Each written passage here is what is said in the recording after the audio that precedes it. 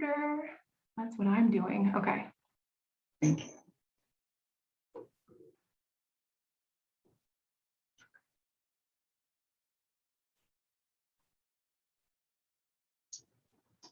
Good afternoon, everyone, and welcome to Tech Days 2021. I am Shauna Kasegi, the Outreach and Continuing Education Consultant for the Southwest Wisconsin Library System. And this year, Tech Days is supported by all 16 of Wisconsin's library systems. In addition, the Wisconsin Department of Public Instruction Public Library Development Team provides support from the Institute of Museum and Library Services through LSTA funding. All webinars will be recorded and captioned, and this afternoon's webinar, Canva demo and Q&A, will be presented by Cole Zrostlik. If you have questions during the webinar, please use the chat box and Cole and I will answer as many as we can. And thank you to those who sent their questions ahead of time. Cole, are you ready? I'm ready. Yeah, I'm going to share my screen. Here we go.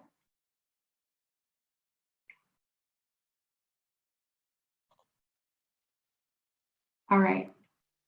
Hi, everybody. I'm Cole Zrostlik. I am a collaborative consultant at Winding Rivers Library System in the La Crosse area. I'm so happy that you're joining me again for the second day, or maybe for the first time. If you weren't here yesterday and there are any questions that you missed, you can ask them again, or you can go back. I have my email up right here, so you can always ask me questions. Otherwise, we have a Wakelet. So this is a fun little piece of technology. Shauna, if you get a chance, will you put this address into the chat? Do you still have that?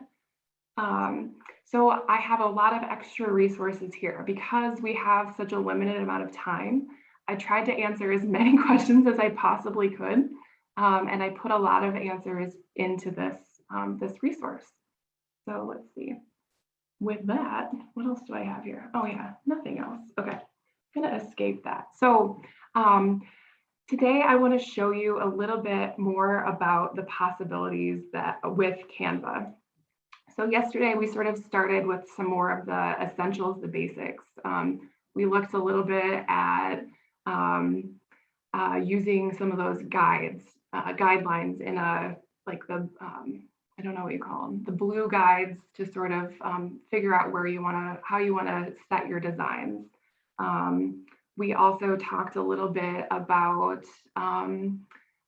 sizing your document so that you could either print a postcard or you could run something on a television screen. You could layer elements onto a design and a few other things like that. So today I want to talk to you, I'm going to answer some more questions. The first question I had was about how to create hyperlinks in a document and then keep them in that document. So this first thing I have here, I'm going to make my screen big. So this is this is a Creative Bug promotion that I did a while ago. And we do have a couple links in here. So Creative Bug and this worldsweb.org link. So if we want to maintain that link, we need to save that as a PDF. So with Canva, a PDF will maintain that integrity of that link. So here we've got that worldsweb.org link, and here we've got that Creative Bug link. And basically the way to do that is highlighting the text you want to add a hyperlink to, and where am I at? Oh, here it is. Adding your link this way. So you just need to add your link. I think you hit enter, and then it happens. So this is kind of a great way, like if you want to embed something into your website, or you want to add this PDF to your website for people to download at home. And then I sort of wanted to go over some other cool features in Canva. Let's see. Okay, I'm going to show you this too. So when you're on the Canva home screen, sometimes it's not immediately apparent all of the cool features that Canva can offer. So, you can do an infographic or a poster or a desktop wallpaper or whatever. Some of these things, they take a little more searching. So I'm going to highlight some of the cool things that I think are really awesome that maybe you didn't know about.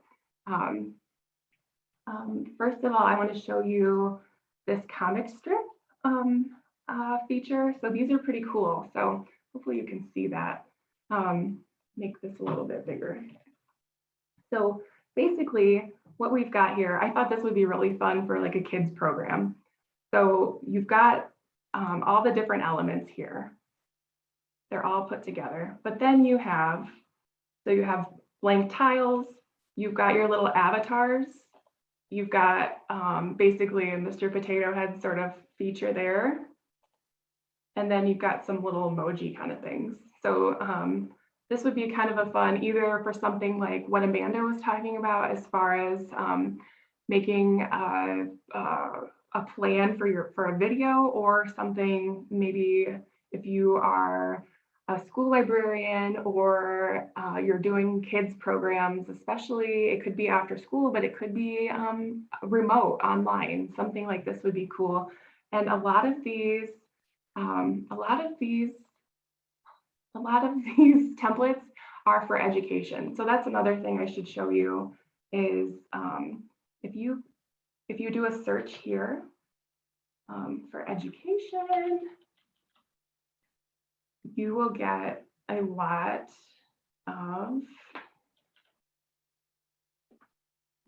of templates for education. And that's sort of one way to look up what some of these cool features are, what some of the possibilities are. Also, if you have an education account, you'll be able to see some of these a little easier. They'll come up right into your feed. So the other cool stuff with some of these education accounts. So we've got stuff like this. This was something that was kind of new to me. So this is a free template in Canva. It's a graphic organizer, and it talks about basically doing like a book review. So this is totally free. So if a kid had, you could have your kids sign up for a Canva account, and you could do sort of share an event or relate yourself to the character in this book. This would be great for a remote book club, I think, personally. Something like that. I also have, let's see, where do I have this? I've also got some cool group work templates here. So this is under, if you just search in templates and you look at group roles or group work, you'll be able to find some of these cool templates. So group roles. So this could be cool, like if you're doing some sort of a project, like in a team, either online or in person. Maybe you have a bunch of kids. Maybe you put this up on a screen and you figure out, everybody can figure out their role in the group. And they have like some examples of little avatars here that you can just take and drag up to the top. The other cool thing about something like this, a collaborative document, is when you share this, you can share this link to edit. So you can share this link right here. I'm going to put that into the chat. See if you can pop in there, see what happens. So you have the ability to pop right in here. This is one, what is it? This is one that I thought would be really cool. I'm going to share this link to edit. Let's see if we can actually all edit this one. I'm very curious. So this is a cool template. What's your mood? So potentially you could use this with your online, your Zoom group, or your sort of asynchronous teen advisory council or whatever. So it has spaces in here in the template, so you can put your name. And then I can, this is the example, but anyway, I can put my name here. Oh, couldn't save your design. And maybe that's what happens if we have more than a few people on here at once. Maybe that's okay. What happens if we get more than one person on here? Thank you for exploring this with me anyway. So basically, there are even instructions right now. So use this, like, so there's this group of elements. Use these elements to create an illustration that sort of talks about your feelings. And then the other cool thing is once you're clicking onto one of the elements in Canva, you have this little comment area that pops up. So I can say like, really, really cool illustration. Why don't you try something else? So I think that's kind of cool. And I like that. I like that for any sort of like document in Canva. So if you are sharing a flyer with your marketing team and you just want some feedback, if you're sharing whatever you're sharing. Oh shoot, am I still? Oh, I'm still on. Okay, good. I thought I dropped off of Zoom. Okay. You're good, cool. You're good. Yeah. Am I good? Okay, thanks. Yeah. So I use this feature a lot, the comment feature.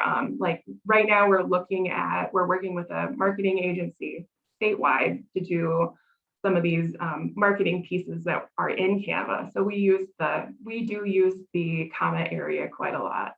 Hey, look, we have someone doing a design. And so it's kind of also cool to know that we can see this happening live. And look at, we've got other people making this. So that's pretty awesome. And it lets me, so as long as I click on the duplicate page, it lets me do as many pages as possible. And I think this would be really cool for all of your teams to create in the same area, and you'd be able to see how all of you are feeling, or how, like, here's this little bit of art that we all made.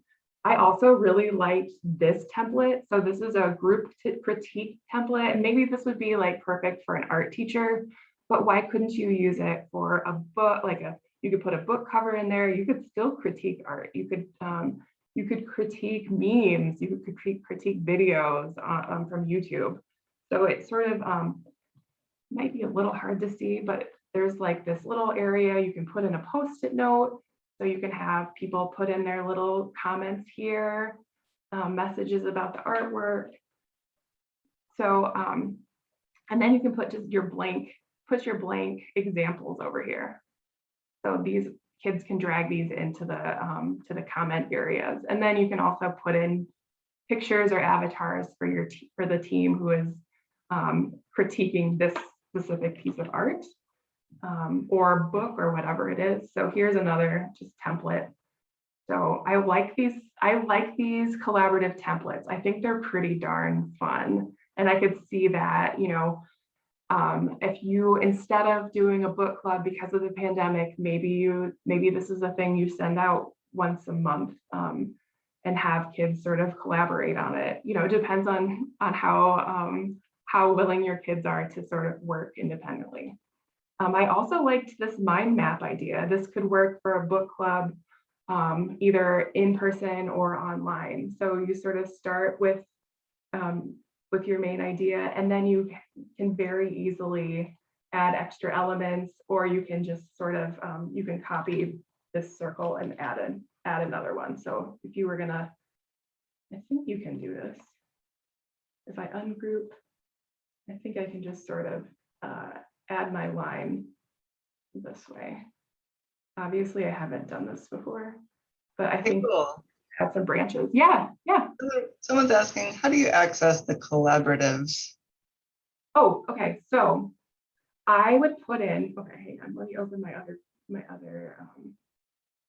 So what I would do there, if you look for group work, you're going to find a lot of those templates.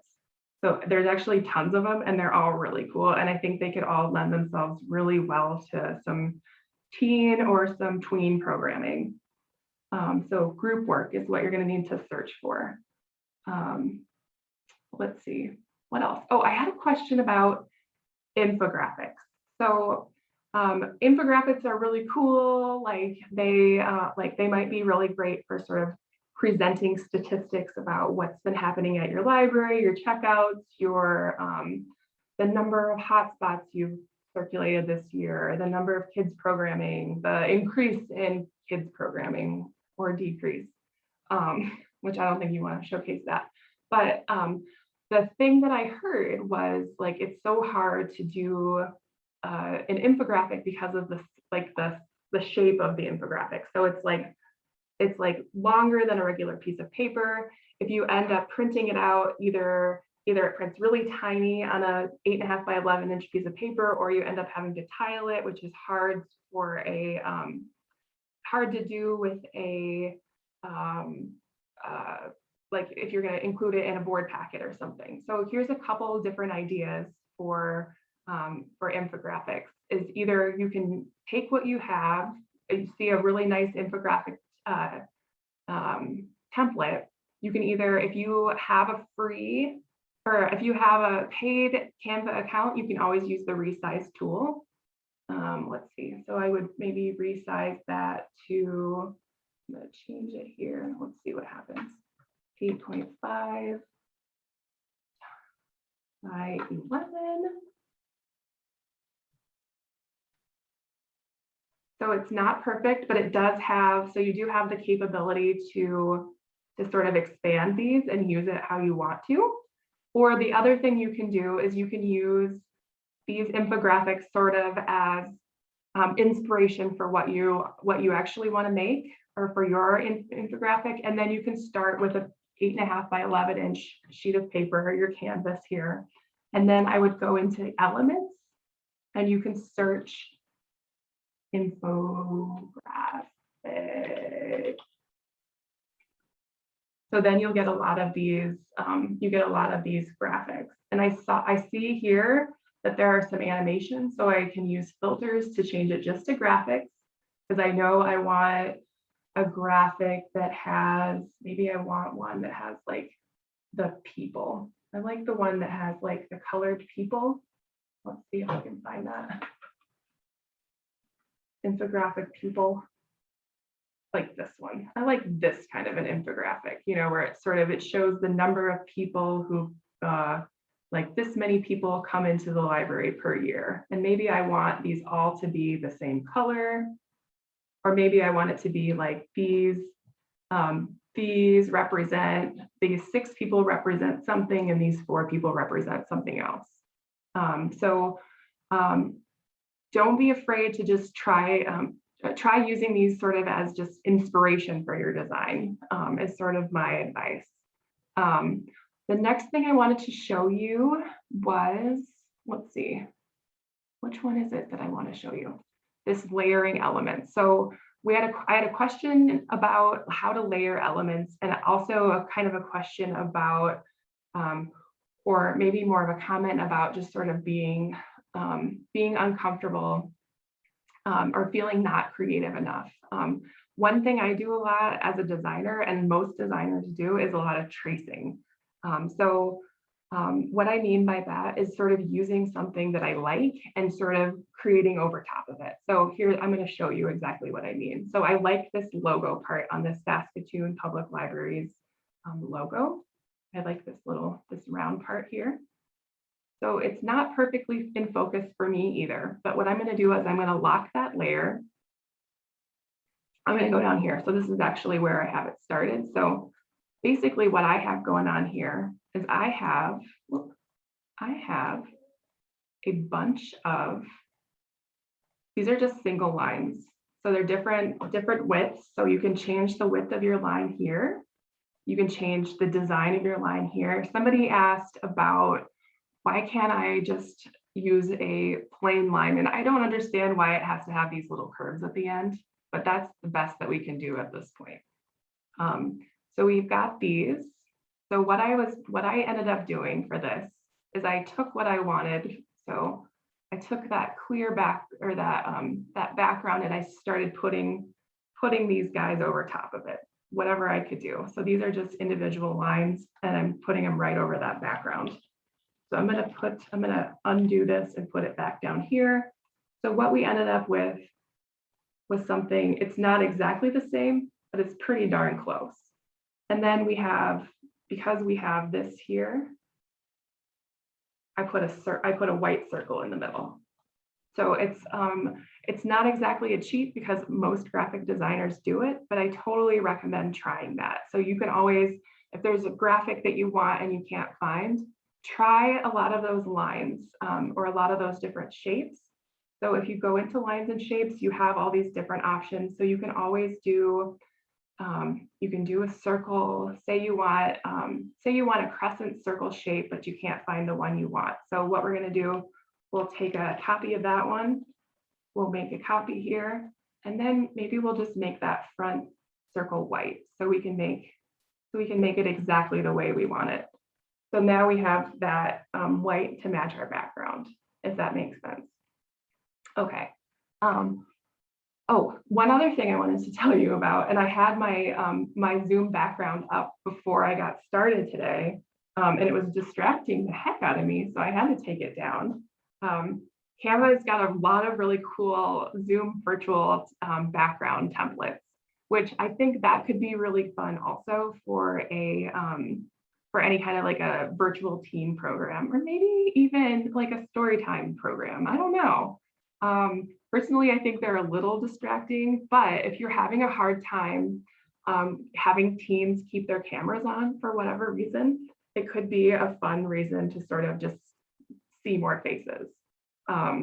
So that's just one thing to think about. Like, these are really cool and really fun. So like a lot of them have animations. You can always put in, so let's see, say I want to put in my own animation. Let's see if we can find. So here's this guy. Oh, that's even creepy because it's so big. So basically I download that as an MP4 video, and then I would go into my camera settings or my video settings in Zoom, and then I would do add virtual background and then add my virtual video background, which I think this big fish would be very awesome. Okay, let's see. The next thing I have here on my list of questions, the best way to make bookmarks. So you might have noticed when you do a bookmark in Canva, either the Pro or the free version, it gives you one bookmark at a time. So, you know, these are beautiful, but, you know, at a library, it's really hard to be like, oh yeah, I'm just going to print one bookmark on an 8.5 by 11 inch piece of paper. That's just not even possible. So what I would recommend that you do is download these as a JPEG. So download either one side or two sides, however you want to do it. Open up a Word document and then create columns in your Word document. So I can even show you what I'm talking about. All right. Okay, so I'm dragging a Word document over here. Maybe you already know how to do this, but maybe this will just make your life so much better. So what I'm going to do first, I'm going to change the layout in my Word document to a landscape. I'm going to make the margins really narrow, and then I'm going to put in 4 columns. Then I'm going to download my gorgeous little cat as a bookmark here. Of course, it's a zip file. Perfect. That's exactly what you want to watch me do. Unzip a file. Okay. I'm going to open my Word document up again and drag. What I'm going to do is Control-C to copy my bookmark. Oh, just kidding. I'm doing it here. I opened up my bookmark, so here it is. Oh my gosh, so cute. I'm going to right-click. I'm going to copy it. I'm going to Control-V and put it in there. So now I'm going to get into the next column here. Hang on. Okay, so I think I just have to hit Enter a couple times. There we go. V, enter, enter, enter, enter, enter, V, enter, enter, enter, enter, enter, V. So now you have 4 bookmarks on a page. All you need is a paper cutter. You can cut these guys up, super easy.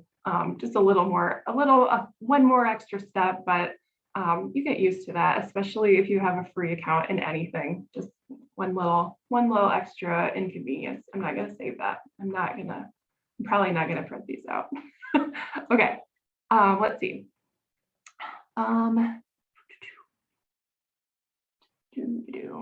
Oh, here's another thing that I thought was kind of cool. Maybe you would be interested in something like this.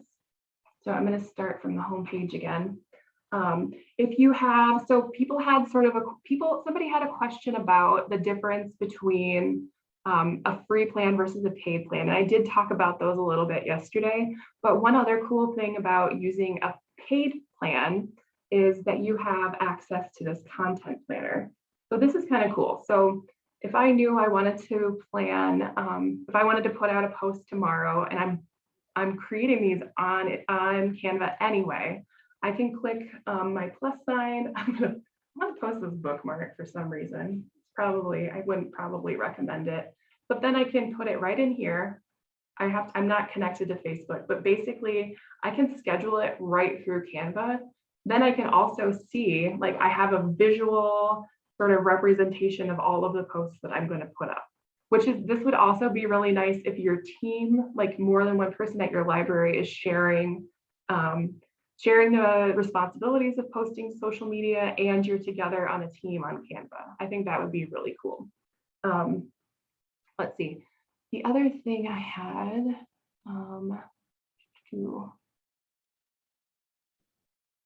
let's see. Shauna, do we have any questions right now? Yeah, the only thing that came up was what came up yesterday about the nonprofit, can you get it for free? And maybe we can just say again what we said yesterday about that and how it's, because someone also had, like you mentioned, Canva, their Facebook page being a good place to contact them.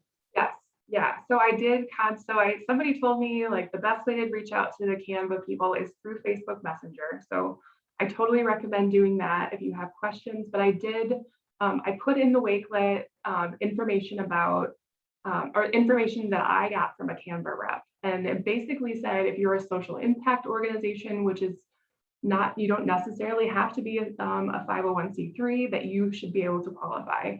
Personally, I haven't had good luck doing this, and I don't know why, but it sounds to me like public libraries are sort of getting their foot in the door. So I think it's starting to happen. So, I don't know, I'm feeling optimistic. Otherwise, I have a lot of information in the Wakelet, and the link to that is either in the chat or visit the Wakelet through the Tech Days website. And so I tried to answer as many questions as I possibly can. I know that everybody has different skill levels and different questions, and I totally want to make sure that everybody can have their questions answered. So also totally feel free to send me, let's see, I thought maybe I would get to this last slide here. Send me a question or send me an email if you have any questions. Just kidding. Well, this is not going to work. Anyway. And Cole, we've got someone that says, in my existing creations, how can I tell what size or template I had used? Oh, yeah. Oh, okay. So here's one. So one way you can tell what kind of a template you're using here, like this pink cat one. It will say, a lot of the times it will say bookmark after your, let's see, if I can see my designs, it will say bookmark, or it will say Zoom virtual background, or actually right here, logo, Zoom virtual background, bookmark. So you can tell, like, for example, like with Amanda showing this morning, like either using a slideshow or what was the other thing? A video to make, I think it was a video to make a stop motion animation. You would be able to tell because it would say it here. So you can see, I don't know, I know my screen is probably small, but you can kind of tell because of the stuff at the bottom. Also, you can tell the size for the other things that are not a common size, if that makes sense. let's see. Yeah, but anyway, please do contact me if you have any questions and check out the Wakelet. Thank you so much, Cole, for these tips and resources today. Hey, And thank you all for joining us and asking such good questions. If you do have any other questions, please feel free to contact Cole. And yeah, we hope to see you at the David Lee King's Emerging Tech Trends for 2021 and beyond webinar at 1 p.m. today. And have a great rest of your day. thanks everybody. Thanks.